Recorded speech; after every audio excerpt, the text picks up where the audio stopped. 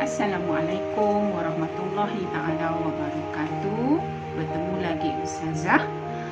Hari ini kita akan bincangkan pula tajuk atau pelajaran ke-25, syukur penyubur iman, di bawah tajuk akhlak. Di bawah bidang akhlak, syukur penyubur iman. Kita lihat apa maksud syukur. Syukur dari segi bahasa bermaksud pujian, manakala dari segi istilah menzahirkan pujian kepada Allah Subhanahu wa Ta'ala terhadap nikmat yang dikurniakan serta mematuhi semua peraturan atau perintah. Syukur bermaksud kita zahirkan rasa terima kasih atau pujian kepada Allah Subhanahu wa Ta'ala atas nikmat kurniaannya serta patuh kepada perintah Allah Subhanahu wa Ta'ala. Kita lihat apa pula dalil nakli yang menyebut tentang bersyukur. Dalil nakli yang menyebut tentang bersyukur, Ustazah bacakan di sini dalam surah Al-Baqarah ayat 152 yang bermaksud, oleh itu ingatlah kamu kepada supaya aku membalas kamu dengan kebaikan dan bersyukurlah kamu kepadaku dan janganlah kamu kufur. Itu maksud surah Al-Baqarah ayat 152. Okey. Kita lihat cara bersyukur. Cara bersyukur ada 3. Ustazah akan jelaskan satu persatu. Yang pertama, cara syukur melalui hati. Cara syukur melalui hati boleh digambarkan, yang pertama, yakin bahawa segala nikmat yang kita dapat adalah daripada Allah semata-mata. Tidak ada sumber lain melainkan Allah Subhanahu wa Ta'ala. Itu yang pertama. Yang kedua adalah ingat dan puji Allah Subhanahu wa Ta'ala. Ingat dan puji Allah. Itu antara salah satu cara bersyukur melalui hati. Yang ketiga, kita hendaklah sentiasa bersangka baik kepada Allah Subhanahu wa Ta'ala. Dan yang keempat, kita hendaklah meningkatkan ketakwaan kepada Allah, kerana itu adalah antara tanda kita bersyukur di atas nikmat yang Allah beri kepada kita melalui cara hati. Kita lihat cara bersyukur yang kedua, iaitu melalui lidah ataupun lisan. Okey. Bagaimana cara bersyukur melalui lisan? Ialah dengan menyebut dan memuji Allah melalui cara berzikir. Menyebut dan memuji Allah dengan cara berzikir. Contohnya dengan melafazkan Alhamdulillah. Itu yang pertama. Yang kedua, berdoa agar Allah kurniakan kita sifat syukur. Berdoa agar Allah kurniakan kepada kita sifat bersyukur. Yang ketiga, mengucapkan terima kasih kepada manusia. Dan yang keempat, cara bersyukur melalui lisan ialah dengan kita bercakap perkara-perkara yang baik. Yang keluar dari lisan kita adalah perkara-perkara yang baik, bukan perkara yang sebaliknya, kerana itu antara cara kita bersyukur melalui lisan kita.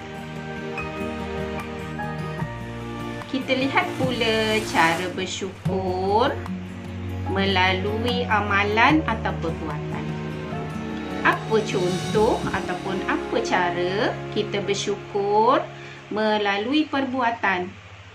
Yang pertama, menunaikan amalan-amalan fardu dengan tekun dan istiqamah.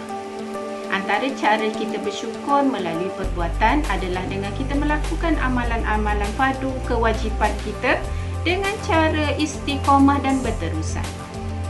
Itu yang pertama. Yang kedua, kita hendaklah memperbanyakkan amalan bersedekah.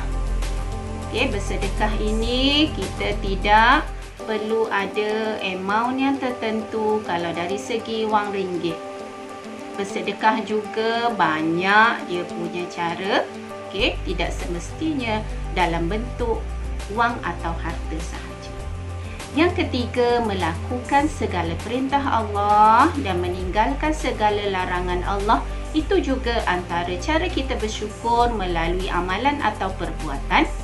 Dan yang keempat, kita bersyukur melalui amalan atau perbuatan dengan cara kita menunaikan sujud syukur apabila mendapat nikmat ataupun kita terlepas daripada sebarang bala ataupun musibah. Itu antara cara kita bersyukur melalui amalan atau perbuatan. Kita lihat pula ciri orang yang bersyukur. Ciri orang bersyukur yang pertama, dia sentiasa bersangka baik dengan kejayaan orang lain. Sentiasa bersangka baik maksudnya tidak ada rasa iri hati, tidak ada rasa dengki. Itu antara ciri orang yang bersyukur. Yang kedua, antara ciri orang yang bersyukur ialah sentiasa qanaah dengan kurniaan Allah. Kita dah belajar qanaah bermaksud menerima apa yang Allah kurniakan dengan rasa redha. Itu antara ciri orang yang bersyukur. Yang ketiga, menjadi seorang yang pemurah. Ciri orang yang bersyukur yang ketiga, dia sentiasa pemurah sama ada dari segi harta benda ataupun keringat sekalipun. Dan yang keempat, ciri orang yang bersyukur, dia rajin dan tekun beribadah. Orang yang bersyukur, dia rajin dan tekun beribadah. Seterusnya, ciri yang kelima, orang yang bersyukur, dia sentiasa bertawakal kepada Allah. Kita tahu bertawakal kepada Allah bukan bermaksud serah semata-mata, tetapi didahului dengan usaha dan ikhtiar terlebih dahulu. Seterusnya kita sampai kepada hikmah bersyukur.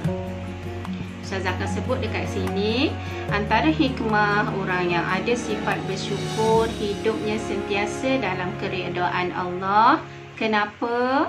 Kerana dia sentiasa beramal dengan amalan yang soleh.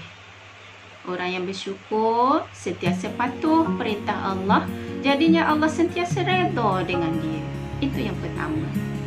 Manakala yang kedua, orang yang bersyukur, Allah kurniakan kepadanya ganjaran pahala. Kenapa? Kerana dia menjalankan semua perintah Allah. Yang ketiga, orang yang bersyukur dimurahkan rezeki dan bertambah nikmat. Kenapa? Kerana sentiasa redha dengan qada dan qadar Allah. Dan hikmah yang ketiga ialah orang yang bersyukur selamat daripada azab Allah. Kerana apa? Kerana keimanannya sentiasa bertambah. Demikian Ustazah kongsikan tentang tajuk syukur penyubur iman. Jumpa lagi anak-anak. Assalamualaikum warahmatullahi wabarakatuh. Bye.